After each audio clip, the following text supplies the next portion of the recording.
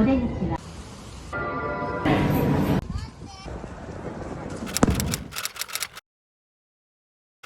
and welcome to my very last Japan video. I cannot believe we are at the end of that chapter in Japan. I'm very much back at home now, which is also wild.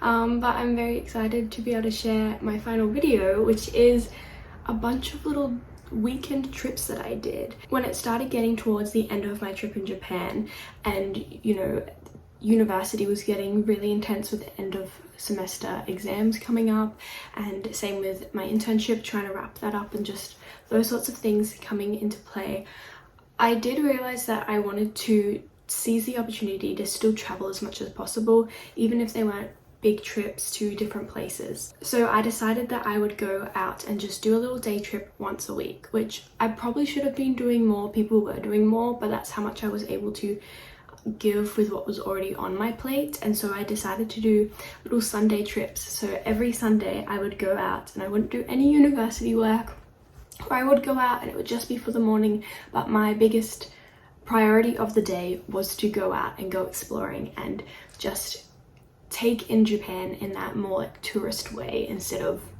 university student struggling to have a time. So that was really fun, and this is a breakdown of those days because I filmed them but they weren't so interactive. It was literally just clips of the places because I was really trying to be immersed in them firsthand rather than, you know, managing the camera and figuring out how to bring everybody else along while talking about it. So I have 6 places that I went to over 6 weekends. I also did go to Disney Sea during that time. That was supposed to be a part of this video, but it was just such a fun day that I made it a whole video of itself. So if you haven't watched that, go check it out because I was buzzing the entire day, and I did end that day going, how can I go to Disney Sea again before I leave? But this is my video of some incredible places, so either just enjoy watching it, add it to your bucket list when you're in Tokyo because they're all very accessible places, all very cheap or free, which is great, and so it was just very, very fun.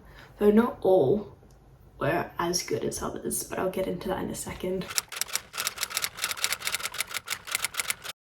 So my first Sunday trip that I went to was Hotel New Otani Tokyo Garden, which was one of the biggest priorities for me when I was in Japan, was to try and get more of that traditional and I guess famous Japanese garden experience, because I was in the city, I was in Tokyo, and there wasn't so much of that just where I was. And so I found this one, which it is a part of a hotel, but you don't need to be staying at the hotel to go into the gardens. It's accessible to the public and it's all free. You just have to figure out how to get in, and that was my biggest struggle. It was about an hour away from where I was living on the other side of Tokyo, and there were some great gardens and stuff around that I did also check out, which was really cool. But this hotel garden, it was tricky to get to, and I was nervous that I was trespassing a bit, but I went around and I kept almost going into the staff kitchen a couple times. They had signs up, but the path to the kitchen for staff was the only path that you could go on by foot. The rest were kind of roads, and so I was like, I don't know if it's safe to be walking on the roads or what to do. So I kept going down there. I must have looked crazy, especially because there were lots of staff coming in and out, but you do just go straight down that road, and then there will be a pool where you have to walk by, and you kind of see signs come up a bit more when you get past the kitchen and gardens and like roads and stuff. But find the signs, you go like not through the pool but parallel to the pool. There's still a big gate, so you're not in there with all the hotel guests or anything, but you walk down and then all of a sudden it opens up to this beautiful garden which has koi fish and these great ponds and just such pretty views of the red bridges and the gorgeous trees, and just the greenery is absolutely amazing. And you can walk down and there are extra little like shrines and structures and waterfalls, which was so great. It was a very peaceful place. I went there as early as I could too, which is definitely a tip for you guys if you do end up going there. I was there for when it opened up, and so that meant that I was pretty much the only one in the garden at first, and then I was walking around for about half an hour, and that's when by the time I left it was pretty packed. So getting there first thing means that you can have all the tranquility and just beautifulness to yourself. So I highly recommend that. The next weekend I went to teamLab's Planet Tokyo, which is sort of the smaller sibling to a larger teamLab's Borderless Tokyo, I believe, which is a very big art gallery. However, this smaller one was interactive. It was a long walk from where I had gotten off on the trains. I'm not sure why, perhaps it was my maps or I hadn't put it in right. It was a fine walk over some like windy bridge randomly. And what I didn't realize was that it was going to be a bit of a wait. You book a time to get in there, but that doesn't mean that you are getting in there at that time, which is okay. They're very aware that, you know, even if you're there for a 10 a.m. entry, you might not be getting in until 10:30 because of the line, but you just still have to try and get there on the time that you've booked for. It was about a 30-minute wait for me. In the sun, there isn't shade until you get very close to the entrance, so I would keep that in mind, especially because I went during the summertime, and so that was very hot by the time I got in there. But luckily, one of the first things you do when you get in there is walk through water. So I must say, in terms of clothing recommendations, definitely wear shorts or long pants that you can roll up, because not only will you be walking through water, so you need to pick up your long pants, which luckily I was able to do, but you also walk through rooms with mirrors on the floor. So if you're wearing a skirt, it's just not a very comfortable time. So definitely keep everything covered, I think, and make sure it's just easy for you so you're not worrying about that, because you do really just want to be focused in on all the exhibits. It was just such a cool experience to go walking through the water, walking through dark a lot of the time, and that was just one part of it. There are about 4 different sections, I believe, if I remember correctly, and my biggest recommendation is give yourself more time than you think. I think I only had about 3 hours in there that I allowed myself to have, but I would have loved to have more for sure. Especially because in one room it is just a dome and you lie down on the floor and you just have flowers coming down and pretty much rushing over you, and it was so beautiful and I was so relaxed in there, and I wish I could have just kept lying down and watching that dome for as long as possible, but I had to get out of there pretty quickly, unfortunately, because I was on a bit more of a time constraint than I probably should have been for this experience. There are also these incredible rooms where you can interact with like the art from the walls by touching it, and then it makes things change, or you can get an app and draw things and then they end up on the walls. And there are also these almost like games rooms, I think, where there are climbing interactive things, or, you know, bouncing trampolines with space going around where you jump, and all those kinds of things, which were just so cool and definitely made it fun, but more interactive than I was really expecting to be. It was almost like a park in some places. The last thing that I wanted to mention about this place was the flower room. It was so beautiful. It had, I believe, orchids draping from the ceiling, and then when you would walk near them, they would sense you and they would slowly lift up so that you wouldn't touch them, and that was so cool to watch them fall in and out and sit on the ground and get to watch that as well. So it was just such a cool thing that I'd never ever seen before, or never even been able to conceptualize that idea, but it was just a phenomenal experience, and I do highly recommend, if you can, going to teamLab's Planet. I don't know about Borderless, again, because it's not so interactive, it wasn't as appealing to me, but let me know if it is something to try out next time. My next weekend I did end up having a girls' day, which was so fun, because majority of these weekend trips I did were solo, which was fun and enjoyable and good for, I think, my own self-confidence. But having a girls' day is always just such, you can't top it. You cannot top a girls' day. I'm gonna butcher the name of where we ended up going, but I believe it's Jiyugaoka. It was this beautiful little place, and I was so upset that it was at the end of my stay, because if I'd found out about it at the start, I would have been there every weekend. It was just a beautiful place, first of all, but it had so many different shops and restaurants, so we basically just did a food crawl during the entire day. We started off at a Melbourne inspired restaurant, which was a fun experience to see what that was like and get to talk to the girls about my experiences in Melbourne, or just like my relationship with it, or if they were doing the food or atmosphere correct, which it was, and it had these beautiful paintings on the wall of like cassowaries and dolphins and koalas, and that was very fun.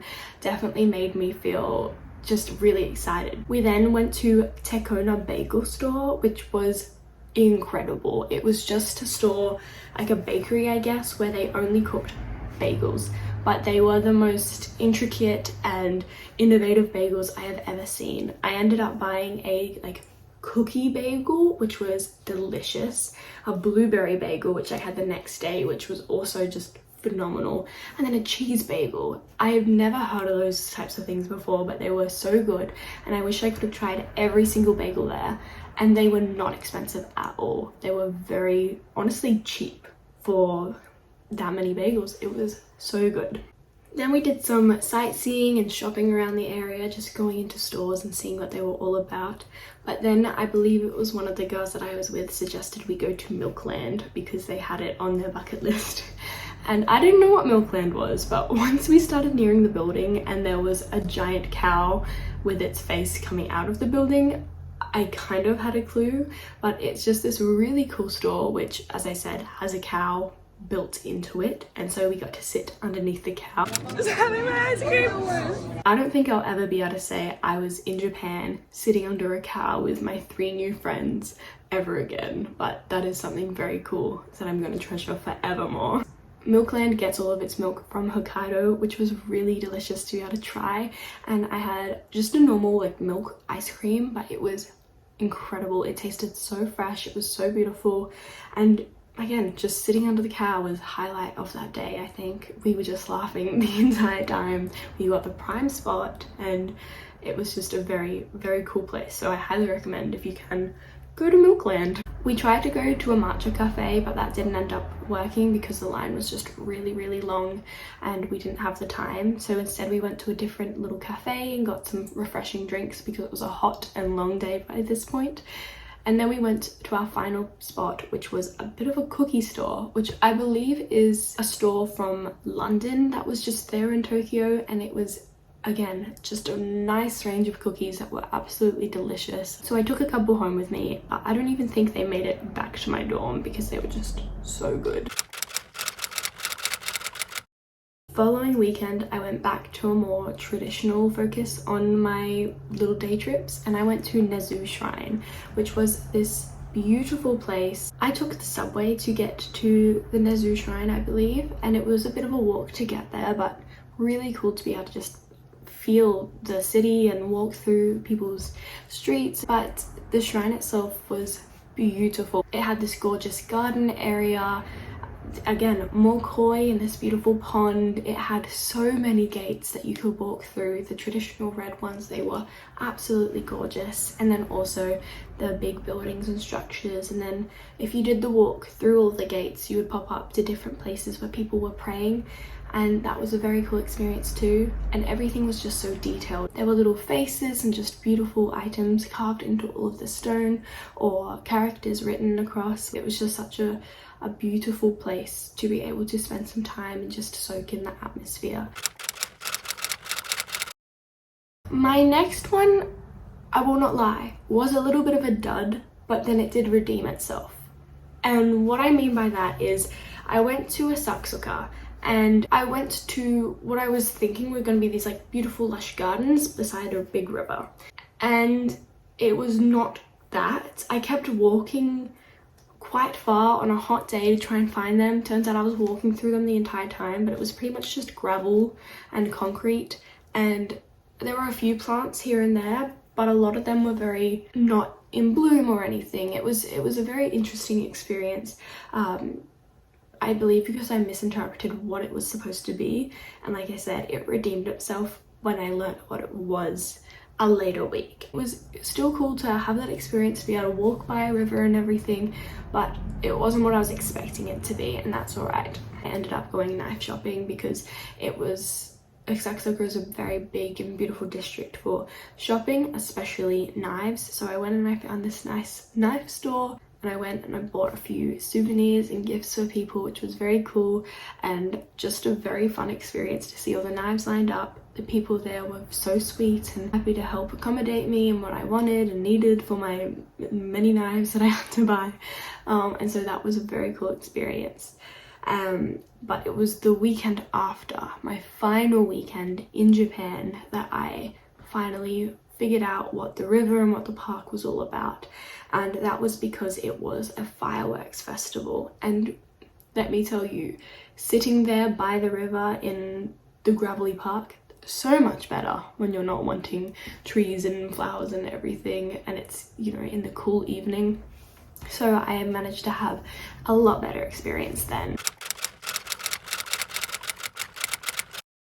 So the firework festival that I went to was the Sumidagawa one. It was a 90-minute long festival starting at 7 p.m. and I went with a friend the night before I left Japan, but it was the coolest experience. We ended up adding to it as well, and we got dressed up and rented yukatas, which are like the summer version of kimonos. We even splurged and got the hair and everything done as well, so we got to pick out our yukata, as well as, I believe it's the obi sash around for like a belt, and that was so fun to be able to pick them out with her. And then we went back and people dressed us. We got to pick how our hair was gonna be, and then the biggest challenge was the shoes. There were no shoes that fit us by the time that we got changed there, and so we were kind of hobbling along on these little wooden shoes that our feet were spilling out of, but that's okay, part of the experience. And I think dressing up for the festival was so lovely too, because we got to get nice pictures and just be a part of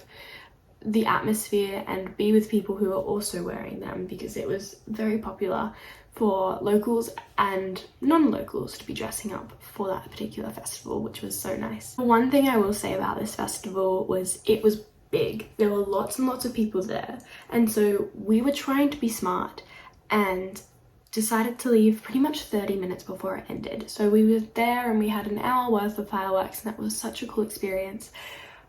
But then we tried to go and everyone else seemed to have the same idea, and by this point a lot of the roads had been blocked. There were lots of detours for where you wanted to walk, and it took us, I think, probably an hour to walk back to be able to give back our rented yukatas. And what was interesting was that we had to get special permission to be able to go down the street to where it was. We had to pull out our Google Maps, show them where we were trying to go, and like gesture to what we were wearing and be like, we need to get this back in time.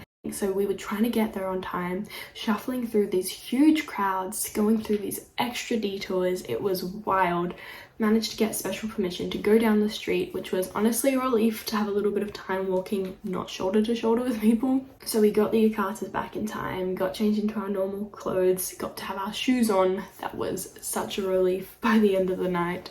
And then we had to go and deal with the subway because, again, everybody else was also needing to leave, and so that was pretty jam-packed for a while. But just such a fun night to be able to end my stay in Japan, especially. So that was all very special. That was honestly such a nostalgic way to wrap up my trip. I think getting to go through all these experiences again. I've been missing Japan, but I didn't realize how much, so I loved it. It was such a beautiful country, such a beautiful experience. I'm so glad that I pushed myself to do my little Sunday trips. I hope you guys enjoyed this video and it's inspired you to get out there a bit more, whether that's in Japan or in your own country. But yeah, we'll see what happens next, but I would love to be able to go back to all these places again one day, because it was just such a beautiful, special time. Anyway, I hope you have a lovely day or have had a lovely day, and I'll see you in my next video, which will not be Japan based. Goodbye, Japan! I've loved you, I'll miss you, but that's a wrap on all of our Japan videos.